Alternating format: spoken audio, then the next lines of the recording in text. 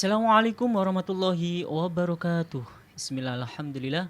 Assalatu wassalamu ala rasulillah sayyidina wa maulana Muhammadin abdillah la hawla wa la quwwata illa billah. Ma'ba'ad.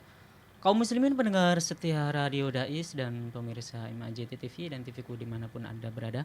Alhamdulillah di kesempatan yang penuh berkah dan manfaat ini kita jumpa kembali di kajian sore kali ini dengan keadaan sehat walafiat. Selawat serta salam mari kita aturkan kepada junjungan kita Sayyidina Nabi Muhammad sallallahu alaihi wasallam yang mana kita nantikan syafaatnya besok di hari yaumul kiamah atas izin Allah Subhanahu wa ta'ala. Mudah-mudahan kita semua ya kaum muslimin mendapatkan syafaat beliau dan pertolongan beliau besok di hari yaumul kiamah. Amin, amin ya rabbal alamin. Baik kaum muslimin pendengar setia Radio Dais dimanapun Anda berada, alhamdulillah kajian sore kali ini narasumber kita sudah hadir di tengah-tengah kita ya. Untuk itu yuk kita sapa terlebih dahulu. Assalamualaikum Pak Kiai. Waalaikumsalam warahmatullahi wabarakatuh. Alhamdulillah. Gimana kabarnya Pak Yai? Sehat ya? Alhamdulillah baik. Alhamdulillah ya Allah. Akhirnya kita jumpa kembali ya. Alhamdulillah. Dan semoga kaum muslimin kita semuanya disehatkan oleh Allah Subhanahu wa taala dan yang hari ini lagi tidak enak badan atau lagi tidak fit badannya ya, mudah-mudahan disembuhkan oleh Allah Subhanahu wa taala dan diberikan penyakitnya diangkat oleh Allah Subhanahu wa taala. Amin. Amin ya rabbal alamin. Baik kaum muslimin pendengar setia Radio Dais dimanapun Anda berada, di sore kali ini kajian sore kali ini yaitu kitab Bulughul Maram ya. Pak insyaallah akan mengusung sebuah tema tentang khusyuk dalam sholat dari hadis Bulughul Maram yaitu hadis yang ke-187 nanti akan dibahas oleh narasumber kita beliau Dr. Kiai Haji Hilmi Wafa. Untuk itu bagi para pendengar setia Radio Dais yang ingin bergabung ya silakan digabung di 107,9 FM. Yang nanti apabila ingin bertanya seputar dengan kajian sore kali ini, tema kali ini, silahkan ya langsung saja hubungi di WhatsApp-nya Radio Dais di 0821 336 70.000 atau bisa melalui teleponnya Radio Dais di 024 674 6352. Dan yang belum bisa bergabung melalui Radio Dais 107,9 FM bisa melalui aplikasinya FB-nya Radio Dais. Baik langsung saja ya kaum muslimin kita simak kajian sore kali ini bersama dengan guru kita narasumber kita beliau Bapak Kiai Haji Hilmi Wafa. Untuk itu kami persilakan monggo Pak Yai. Assalamualaikum warahmatullahi wabarakatuh. Waalaikumsalam warahmatullahi wabarakatuh. Alhamdulillahirabbil alamin wassalatu wassalamu ala sayyidina Muhammadin wa ala alihi wa sahbihi ajma'in. Asyhadu an la ilaha illallah wa asyhadu anna Muhammadar Rasulullah. Amma ba'du. Para pemirsa dan pendengar rahimakumullah, alhamdulillah kita bisa berjumpa kembali untuk melanjutkan pengajian kita dalam kitab Bulughul Maram, masih dalam bab babul hathi alal khusyu'i fis sholati, bab tentang anjuran khusyuk di dalam sholat. Nah, kita masuk ke hadis yang ke-187. Bismillahirrahmanirrahim. Wa an Anasin radhiyallahu anhu anna Rasulullah sallallahu alaihi wasallam qala idza quddimal asha'u fabda'u bihi qabla an tusallu al-maghribah. Muttafaqun alaih.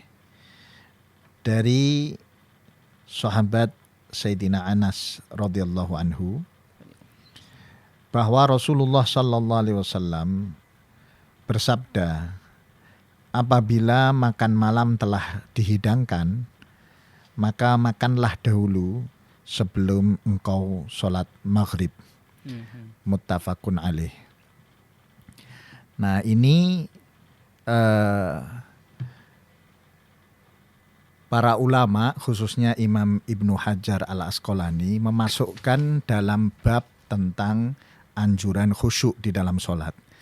Jadi perintah untuk mendahulukan makan yang sudah dihidangkan daripada sholat, yang mana ini di sini dicontohkan adalah sholat maghrib, itu ilatnya atau alasan hukumnya adalah karena orang yang makanan sudah dihidangkan kemudian dia lapar dan dia harus makan saat itu tapi kemudian tertunda karena dia harus mengerjakan sholat terlebih dahulu, lalu kemudian di dalam sholatnya itu berpotensi besar untuk tidak khusyuk karena dia memikirkan makan tadi, ya, dalam kondisi fisik yang memang dia lapar, ya.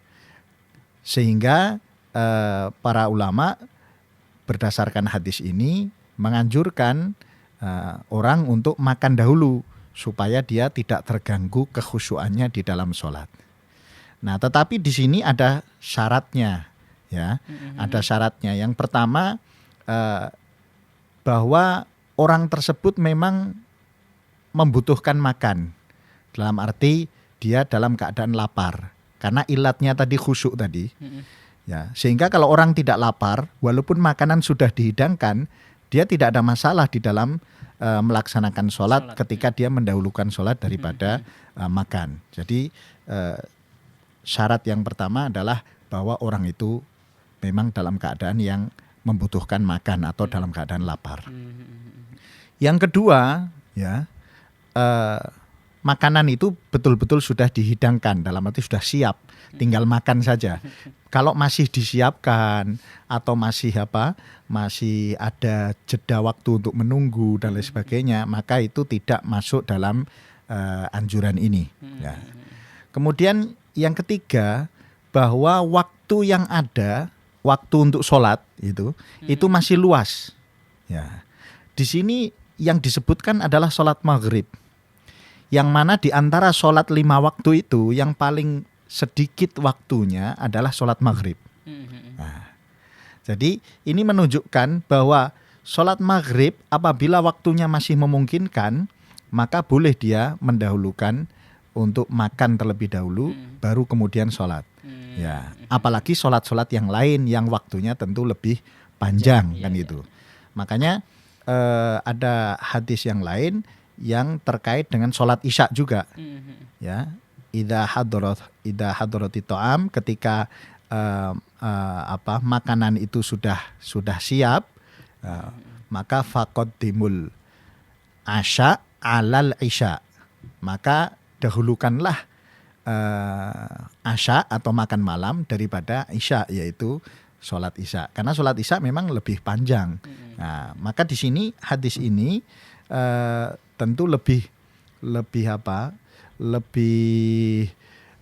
mewakili lagi, karena di sini sholat maghrib itu waktunya di antara 5 sholat itu paling pendek. Itu saja demi sebuah kekhusyuan, maka dianjurkan untuk makan terlebih dahulu daripada melaksanakan sholat jika memenuhi syarat-syarat tadi, yaitu bahwa makanan memang betul sudah tersedia di depan mata, kemudian yang kedua dia dalam keadaan lapar, kemudian yang ketiga waktunya masih memungkinkan. Dan ini menjadi dalil dari, khususnya kalau kita bicara tentang madhab Syafi'i, ya, bahwa dalam madhab Syafi'i itu kan ada 2 qaul terkait waktu sholat maghrib yang sudah pernah kita bahas di bab-bab sebelumnya, yaitu bahwa habisnya waktu maghrib itu kalau qaul qadim itu kan ketika hilangnya syafaqul ahmar, ketika hilangnya ghurubu syafaqil ahmar, atau hilangnya mega merah, kan itu. Nah, kemudian qaul jadid itu menyatakan bahwa selesainya waktu maghrib adalah sekedar dia mempersiapkan diri untuk sholat, kemudian melaksanakan sholat maghrib. Setelah itu selesai. Walaupun syafaqul ahmar atau mega merah itu belum hilang, itu waktu sholat maghrib sudah habis. Nah, walaupun juga belum masuk waktu isya.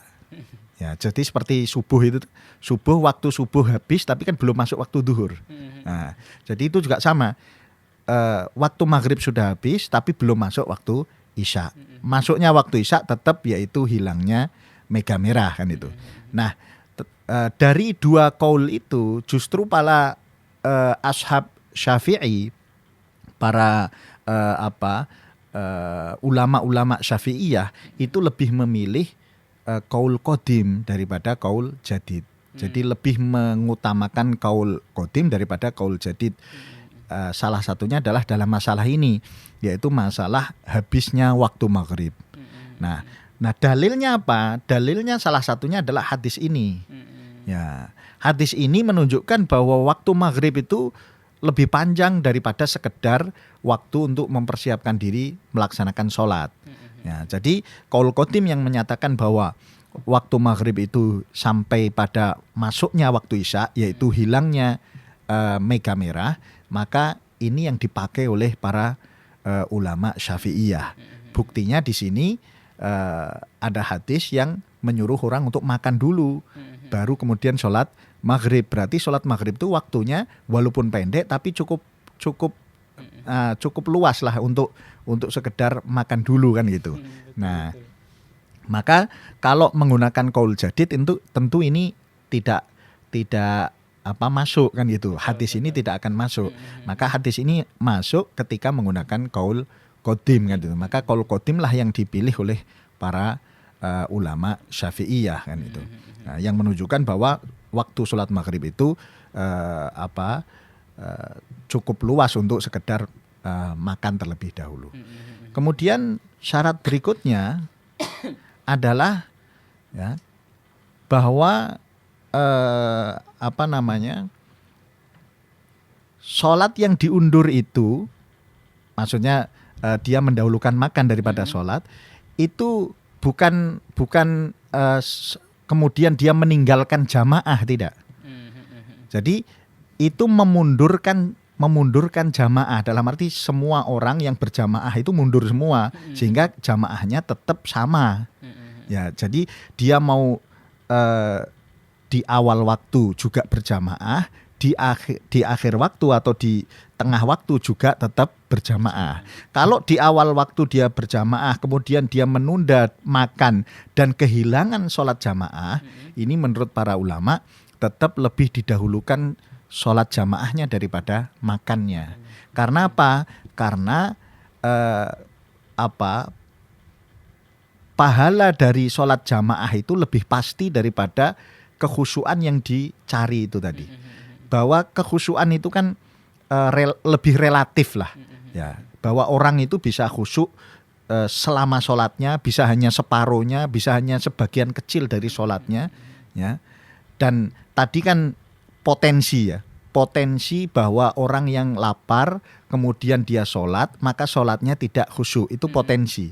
Sedangkan kalau dia meninggalkan jamaah, jelas itu sudah kehilangan pahala jamaah, bukan lagi sebuah potensi, tapi memang jelas dia akan kehilangan pahala jamaah. Jadi pahala jamaah itu lebih pasti daripada potensi kekhusyuan yang diharapkan tadi. Maka syarat-syarat ini kalau itu terpenuhi, maka hadis ini bisa berlaku bahwa orang itu lebih baik makan dulu daripada melaksanakan sholat. Dalam arti sholatnya dia bersama-sama tetap dapat jamaah, diundur di waktu yang masih berada di dalam waktunya. Betul, ya, betul. Jadi tidak keluar waktu, masih dalam keadaan dengan kualitas sholat yang sama, maksudnya yang satu berjamaah, yang satu juga tetap berjamaah, kan itu kan.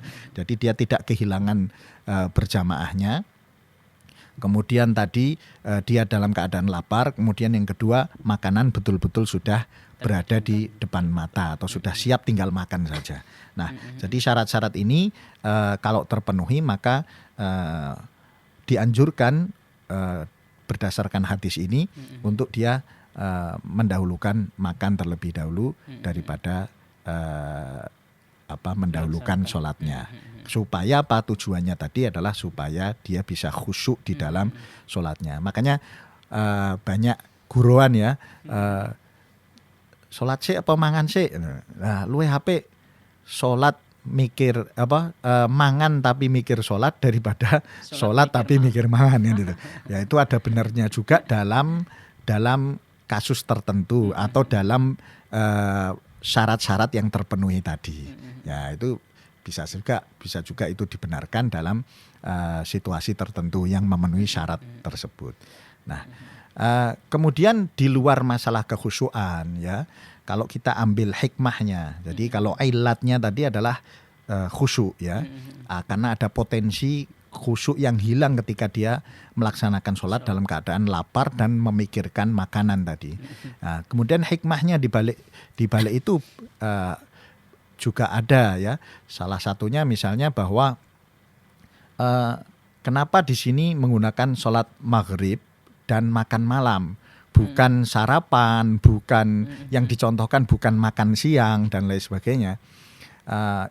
Ini hikmahnya secara kesehatan bahwa makan malam itu jangan terlalu malam.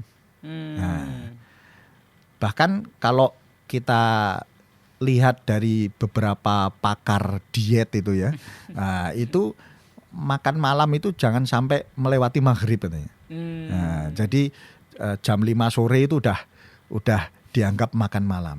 Ya. Sudah tutup. Ya, karena memang dulu zaman Rasulullah itu makan itu para sahabat itu sering makan hanya 2 kali, bukan 3 kali. Ya, jadi makan dulu itu tidak dikenal namanya futur, itu nggak dikenal, atau sobah itu sarapan itu nggak dikenal. Dulu dikenalnya hanya ghoda dan asya. Ghoda itu ma qabla dhuhri, wal asya ma ba'da dhuhri. Jadi ghoda itu adalah makan sebelum zuhur, ya. Asya itu makan setelah zuhur. Nah, jadi makan hanya 2 kali. Kalau sebelum zuhur namanya ghoda, setelah zuhur namanya asya. Lah sekarang ini jadi 3 kali. Ghoda itu makan siang, berarti setelah zuhur malahan, ya. Nah, jadi ada orang ghoda sebelum ghoda setelah ghoda gitu. Karena sesungguhnya makna ghoda yang awal dulu adalah makan sebelum zuhur. Ini orang sekarang makan setelah zuhur disebut ghoda. Nah, kemudian makan malam itu malah justru setelah maghrib disebut asya kan itu. Nah, kemudian ada tambahan lagi makan sebelum atau pagi ya, sebelum zuhur, pagi atau setelah subuh itu namanya futur. Orang menyebut futur atau sobah kan itu. Nah, padahal dulu itu kalimat-kalimat itu tidak banyak ditemukan karena pada zaman sahabat dulu makan itu hanya 2 kali. Mereka kesulitan untuk makan. Maka sekarang ini alhamdulillah makanan berlimpah dan orang bisa makan sampai 3 kali. Nah, tetapi ya akhirnya dampaknya memang itu banyak kemudian terjadi over makanan, berlebihan, kemudian obesitas dan sebagainya. Itu salah satunya adalah makan terlalu malam itu juga tidak baik ya. Kalau kita lihat dari sisi bahasa, al-asya itu kan pakai fathah ya, asya. Kalau isya itu kan pakai kasroh ya. Fathah itu kan di atas. Kalau kasroh itu di bawah ya. Kalau kita mau bicara hikmahnya ya. Asya itu berarti istilahnya mata masih melek itu. Ya, mata masih melek karena ke atas kan. Fathah itu di atas. Jadi matanya masih melihat ke atas. Tapi kalau Aisyah itu kasroh, matanya sudah ke bawah itu, udah merem ibaratnya. Nah, makanya makan malam yang baik itu adalah makan malam ketika orang itu masih belum mempersiapkan diri untuk tidur. Nah, sedangkan isya, setelah sholat isya, orang itu jangan banyak bicara, jangan banyak ngobrol, jangan bergadang. Setelah isya, segeralah persiapan untuk tidur. Namanya saja isya, pakai kasroh. Ya, matanya segera merem kan itu. Tapi kalau asya, ini matanya masih melek kan itu. Karena fathah ini kan di atas itu bisa diambil hikmahnya seperti itu. Nah, dalam arti apa? Bahwa asya ini jangan terlalu malam. Apalagi habis makan terus tidur. Lah ini tentu paling enak itu, ya. Wah, ya itu. Lah ini tentu sangat tidak baik kan itu. Nah, makanya di sini ada hikmah. Kenapa di sini yang dicontohkan adalah sholat maghrib. Meskipun dia dalam hadis lain tadi saya katakan ada hadis yang bicara tentang sholat isya dengan asya tadi. Ya, faqaddimul asya alal isya. Dahulukan makan malam daripada sholat isya. Ya, tetapi di sini ada yang lebih awal lagi yaitu maghrib. Maghrib itu sebelum isya. Jadi ibaratnya kalau bisa makan itu makan malam itu sebelum maghrib. Kalau tidak bisa ya sebelum isya kan itu. Nah kalau setelah isya itu nanti menjadi tidak baik bagi kesehatan, dan itu sudah banyak penelitian tentang itu dan banyak dibicarakan oleh ahli-ahli kesehatan. Nah sehingga di sini didahulukan makan malam daripada sholat maghrib maupun sholat isya ini, salah satunya adalah untuk menjaga kesehatan kita. Ya jadi apalagi di sini kalau ini kan terjadi kontradiksi ya, mana yang didahulukan antara sholat atau makan kan gitu. Nah, supaya nggak terjadi kontradiksi sebenarnya mudah saja, masaknya sebelum waktu maghrib kan gitu kan. Ya, jadi jam 5 itu sudah makan malam, maka tidak ada kontradiksi. Waktu nih sholat maghrib ya sholat maghrib kan gitu kan. Nah, atau kalau dia kemudian maghrib ya berarti sebelum sholat isya kan itu. Nah, sebelum sholat isya, sehingga ketika waktunya sholat isya dia bisa melaksanakan sholat isya di awal waktu ya, dengan baik, dengan sempurna, dengan berjamaah dan lain sebagainya, tanpa dia memikirkan makan malam, karena makan malamnya sudah dimakan sebelumnya kan itu. Nah jadi itu hikmah ya, tetapi tadi kembali kepada ilatnya, alasan hukumnya sebenarnya adalah masalah khusyuknya sholat. Makanya ini oleh Imam Ibnu Hajar Al-Asqalani yang menulis kitab Bulughul Maram ini memasukkan hadis ini di dalam bab tentang anjuran khusyuk di dalam sholat ya. Baik Pak Kiai, alhamdulillah tadi sudah dijelaskan secara komprehensif, secara luas berkaitan dengan anjuran kekhusyukan dalam sholat yang berkaitan dengan hadis ke-187 berbicara tentang mendahulukan makan sebelum melaksanakan sholat maghrib. Ini kata kuncinya adalah sholat maghrib gitu Pak, Pak Kiai. Namun ada beberapa yang sebelum saya bertanya Pak Kiai, mungkin saya aturkan kepada para pendengar setia Radio Dais yang ingin bertanya ya, bisa dihubungi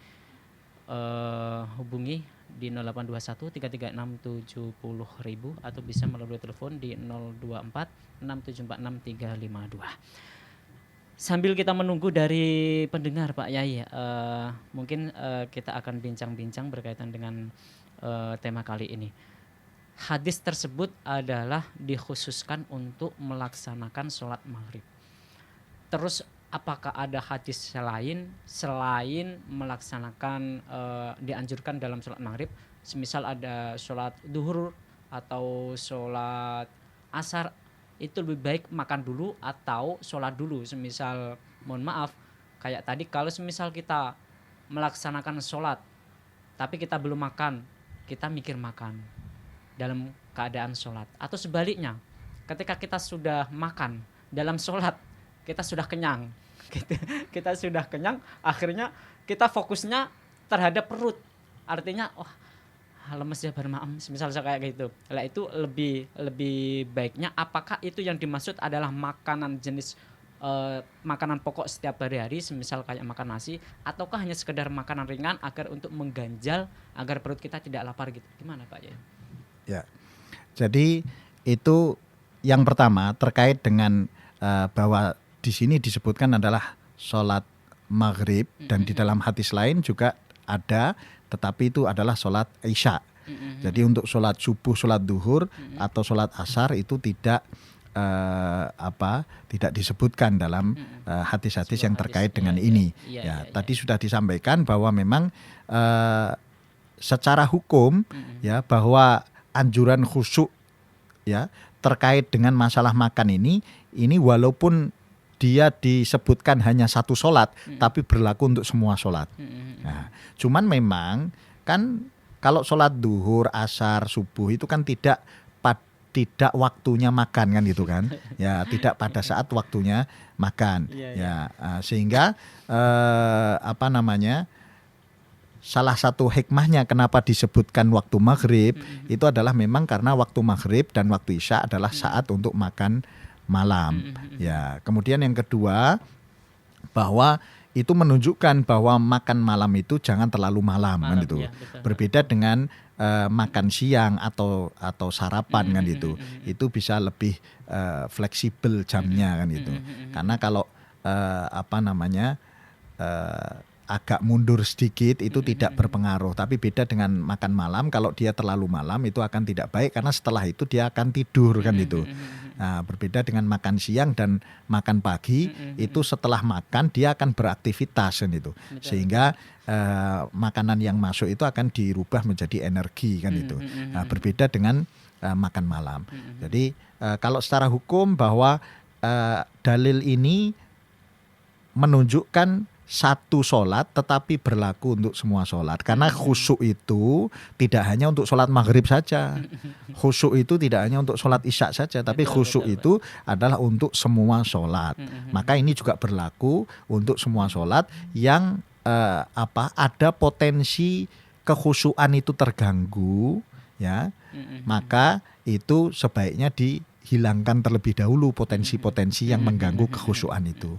Jadi secara alasan hukum itu. Tapi secara hikmah tadi ya itu tadi, bahwa kalau subuh, duhur, asar itu kan bukan saatnya makan. Yang kedua, kalau toh itu setelah makan pun itu akan berubah menjadi aktivitas, berbeda dengan makan malam yang setelah makan itu kemudian kita mempersiapkan diri untuk tidur. Maka kita harus punya jeda waktu untuk makan terlebih dahulu supaya tidak setelah makan langsung tidur. Ya, jadi itu antara alasan hukum dan hikmah di balik hadis tersebut. Ya. Lagi Pak Yai sambil menunggu nanti. Kadang orang itu berpikiran saya dalam segi fisik ya Pak Yai, aku pengen lemu atau aku pengen gemuk. Itu kan biasanya ada yang mengatakan kalau kamu pengen gemuk setiap malam kamu harus makan. Setiap malam kamu harus makan. Makannya pokoknya sesudah isya kamu harus makan, atau sebelum isya kamu harus makan. Lah akibat dari itu karena dia pengen menambah kegemukan, akhirnya sebelum isya dia makan, akhirnya isya malah ketiduran misalnya seperti itu. Yang menjadi pertanyaan di sini Pak Yai, apakah makan yang sesuai dengan hadis tersebut bisa dihukumi sunnah, ataukah bahwa karena makan itu mohon maaf bisa dihukumi sunnah apabila ada niat dalam diri kita untuk melakukan ibadah. Kalau misal kita makan tidak ada niat dalam diri kita, ya mungkin itu bisa dikatakan hukumnya boleh-boleh saja, tidak ada unsur hukum yang lain. Itu gimana Pak Yai? Ya, yang jelas di dalam Al-Quran kan dikatakan kulu washrobu wala tusrifu. Makan, minum silahkan. Ya, karena makan dan minum itu juga bagian dari kebutuhan, betul. Dan bagian dari kenikmatan yang diberikan Allah di dunia ini. Betul. Sehingga orang itu bisa bersyukur, orang itu bisa bersyukur, bisa bahagia karena dia menikmati makan dan minum yang itu merupakan bagian dari rizki yang diberikan Allah kepada kita. Nah, tetapi catatannya wala tusrifu, jangan berlebih-lebihan. Ya, jadi sesuatu yang berlebihan meskipun awalnya baik, tapi ketika berlebihan maka menjadi tidak baik. Ya. Bahkan ibadah-ibadah mahdhah sekalipun kalau itu berlebihan juga tidak baik. Dulu ada sahabat yang berlomba-lomba ingin menjadi yang terbaik di dalam ibadahnya, sehingga kemudian dia berpuasa tidak pernah tidak pernah berhenti puasa setiap hari sepanjang hidupnya. Kemudian ada yang sholat malam semalam suntuk nggak pernah tidur setiap hari, ya siangnya puasa, kemudian malamnya nggak pernah tidur, sholat sepanjang malam, bahkan kemudian dia tidak mendatangi istrinya, ya karena sibuk dengan ibadahnya. Ini pun kemudian ditegur oleh Rasulullah SAW bahwa orang yang paling bertakwa itu siapa? Orang yang paling bertakwa adalah Rasulullah SAW. Tapi beliau berpuasa dan berbuka, beliau sholat dan juga beristirahat. Beliau juga menikah, ya, dan mendatangi istri-istrinya. Jadi ada waktu untuk beribadah, ada waktu untuk beristirahat. Masing-masing dari anggota tubuh kita itu punya hak. Allah punya hak untuk kita ibadah kepada Allah. Tetapi mata juga punya hak untuk dibuat istirahat. Ya, istri juga punya hak untuk diberi waktu, diberi perhatian, diberi atau didatangi dan lain sebagainya. Jadi segala sesuatu itu harus seimbang, Betul, ya, betul. harus harmonis kan itu. Nah, maka inilah yang dikatakan waman utiyal hikmata faqad utiya khairan katsira. Barang siapa yang diberi hikmah oleh Allah, maka dia diberi kebaikan yang banyak. Apa itu hikmah? Hikmah itu salah satu artinya atau salah satu maknanya adalah keseimbangan. Ya, makanya hakim itu adalah orang yang mengadili dengan adil kan gitu kan. Nah, beradil itu apa? Adil itu seimbang, tidak memihak. Betul. Ya, makanya orang yang bijaksana itu dikatakan orang yang punya hikmah kan gitu kan. Nah, bijaksana itu apa? Bijaksana itu ya harmoni. Dia bisa meletakkan sesuatu pada tempatnya. Dia bisa memanage dirinya ini sesuai dengan keseimbangan yang ada. Ya, itu yang dikatakan salah satu makna dari hikmah. Ya. Betul. Baik Pak Yai, kita akan rehat sejenak setelah kita nanti akan mendengarkan dari beberapa penanya dari pendengar setia Radio Dais. Sambil menunggu penanya dari pendengar setia Radio Dais, kita akan puterin satu nada lagu dari Radio Dais. Dipancarkan dari Menara Al-Husna. Dipancarkan langsung dari Menara Al-Husna. Dipancarkan dari Menara Al-Husna. Kawasan Masjid Agung Jawa Tengah 107,9 FM. 107,9 Radio Dakwah Islam terdepan dalam dakwah dan nada. Radio Dakwah Islam atau yang kerap disingkat Radio Dais telah mengudara sejak 23 September 2006. Radio berfrekuensi 107,90 MHz yang bertempat di lantai 1 Menara Al-Husna kawasan Masjid Agung Jawa Tengah merupakan radio yang bukan hanya menampilkan dakwah syiar agama Islam. Tapi ternyata yang lain adalah Dais menyajikan acara hiburan, pendidikan, dan informasi dengan format Islami. Saatnya disapa dulu ya, udah gabung via SMS-nya. Berjumpa kembali bersama saya Conan di dalam acara Uswa. Kita akan membahas sesuatu yang berkaitan dengan tanaman kaum muslim. Masih dalam acara Salam Pagi. Kaum muslim, sesaat lagi kita akan bergabung dengan Masjid Agung Jawa Tengah untuk menantikan azan sholat zuhur. Senang sekali Kak Fajar pagi hari ini bisa menemani adik-adik semua dalam acara siaran anak RA. Selain itu, Dais mempunyai keunggulan untuk memikat hati para pendengar dan berbeda dari radio lainnya, yaitu adanya segmen dialog interaktif mengenai syiar agama Islam yang sangat dibutuhkan setiap masyarakat. Radio Dais menjangkau daerah Semarang, Demak, Kendal, dan sekitarnya. Bagi pendengar yang berada di luar kota, tidak perlu takut ketinggalan berita. Kini, Anda bisa download aplikasi Dais Play yang telah tersedia di Play Store smartphone Anda.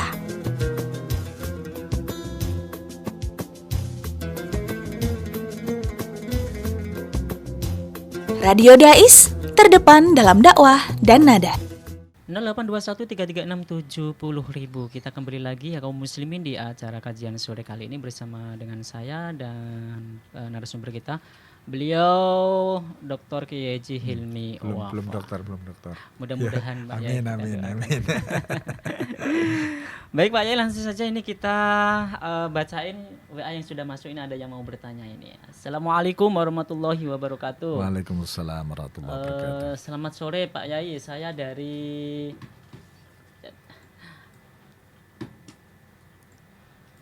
Saya dari Genuk mau bertanya Pak Yai. Untuk menyelesaikan rapat terlebih dahulu ataukah berhenti sejenak untuk melaksanakan sholat karena rapat sangat penting? Mohon penjelasannya dan jawabannya Pak Yai. Terima kasih. Wassalamualaikum warahmatullahi wabarakatuh. Waalaikumsalam warahmatullahi wabarakatuh. Pak Yai. Jadi ini memang banyak kita temukan ya dalam kehidupan sehari-hari kita. Betul. Makanya waktu sholat itu kan ada awal, ada akhir. Iya, betul. Ada namanya waktu fadilah, Iya, betul. ada namanya waktu jawas kan begitu. Sehingga sebenarnya masalah keutamaan ya, kalau dia rapatnya sampai keluar waktu jelas nggak boleh, jelas harus ditinggal rapatnya. Ya, kalau sampai keluar waktu, karena keluar waktu berarti berdosa. Betul, Tapi kalau masih dalam waktu sholat, ya, kemudian rapat ini sangat penting, yang mana apabila ini ditinggalkan nanti akan berdampak luas, Betul, ya. betul. Kalau sholat itu dampaknya kan kepada diri kita. Betul. Nah, kalau ini dampaknya kepada masyarakat misalnya, seorang pemerintah, seorang pemimpin dan lain sebagainya, maka ini dia bisa melaksanakan melanjutkan rapatnya, kemudian melaksanakan sholat setelah itu, selama dia juga bisa mendapatkan fadilah berjamaah bersama-sama. Jadi bareng-bareng anggota dari rapat ini kemudian menyelesaikan rapatnya, kemudian sholat berjamaah bersama-sama. Ya, seperti itu. Jadi dia meskipun tidak mendapat fadilah sholat di awal waktu, tapi dia mendapat fadilah yang lain, yaitu fadilah tentang pentingnya rapat tersebut. Ini sebagaimana ketika majelis ilmu. Majelis ilmu yang masih berlangsung ketika sudah masuk waktu sholat. Apakah majelis ilmu ini dihentikan, kemudian dia sholat dulu lalu dilanjutkan lagi? Padahal kalau dilanjutkan lagi konsentrasinya udah buyar, udah nggak nyambung lagi dengan materi yang sebelumnya. Maka ini menurut para ulama silahkan dilanjutkan, ya.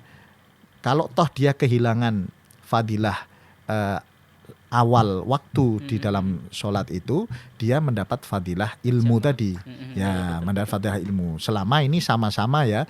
Apalagi kok misalnya kalau dia di awal waktu sholat sendiri, nanti kalau dia tunda dia bisa berjamaah, maka tentu lebih afdol dia menunda untuk menunggu sholat berjamaah. Ya, jadi itu perbandingannya kalau sama-sama berjamaah atau sama-sama sendiri kan itu. Maka itu bisa menyesuaikan dengan situasi dan kondisinya selama masih berada di dalam waktu yang dibolehkan untuk sholat. Ya. Nah, kalau makanya ini ada juga dulu Sayyidina Umar bin Khattab, ini dalam sebuah riwayat itu mengatakan bahwa nanti pemimpin-pemimpin itu akan sibuk, ya, sehingga kemudian mereka itu tidak kesulitan untuk sholat di awal waktu. Nah, lalu bagaimana dengan masyarakat kan itu? Karena dulu pemimpin yang namanya pemimpin khalifah pada saat itu menjadi imam sholat dulu. Ya, khalifah itu imam sholat. Sekarang itu presiden itu imam sholat kan itu.